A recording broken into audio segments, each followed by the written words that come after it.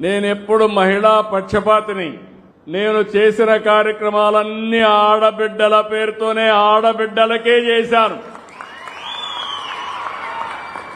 ఎప్పుడో డాక్రా సంఘాలు పెట్టాను.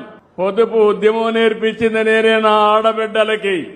ఈ రోజు ఎన్నో వ్యవస్థలు విధ్వంసమైనాయి గాని ఆ రోజు పెట్టిన డాక్రా సంఘాలు, మెప్మా సంఘాలని ఎవరూ కదిలించలేకపోయారంటే అది శక్తివంతమైన ఒక ఆర్గనైజేషన్. ఆ తర్వాత కూడా నేను ఆలోచించాను. ఒకప్పుడు చాలా వివక్షత ఉండేది. ఆడబిడ్డల్ని మగవాళ్ళు ఇంట్లో తల్లి కూడా చదివించేది కాదు. ఆ రోజు మీరు ఆలోచించింది, మగపిల్లవాడిని చదివిస్తే మనకు తిండి పెడతాడు, మనల్ని చూసుకుంటారు. ఆడపిల్లల్ని మాత్రం వీలైన తొందరలో పెళ్లిళ్లు చేసి ఒక ఇంటికి పంపించేయాలనుకునేవారు. నేను ఆ రోజు ఒకటే ఆలోచించాను.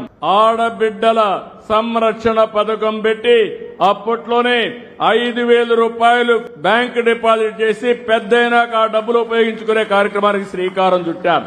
అదే కాదు, కాలేజీల్లో 33% ఉద్యోగాల్లో రిజర్వేషన్లు పెట్టాను. నేను ఒకటే ఆలోచించాను, మగ పిల్లల కంటే ఆడపిల్లలు తక్కువ కాదు. తల్లిదండ్రులు బిడ్డల్ని సమానంగా చూసుకోవాలి. ఆ స్ఫూర్తితోనే ఈ రోజు ఎంతమంది పిల్లలుంటే అంతమంది పిల్లలకి తల్లికి వందనం ఇచ్చాం. ఓసారి మనం చేసే కార్యక్రమాలు ఒక చరిత్రకు శ్రీకారం చుడతాయి. అదే నేను ఒకే బిడ్డకిస్తే ఒకరు మాత్రం చదివిస్తారు. ముగ్గురిని లేకుంటే నలుగురిని ఈరోజు నేను చూస్తున్నాను. ఇక్కడ నా పక్కన కూర్చున్న వాళ్ళిద్దరికీ 4 పిల్లలకి తల్లికి వందనం వస్తా ఉంది. కొంతమంది 6-7 మందికి వచ్చింది.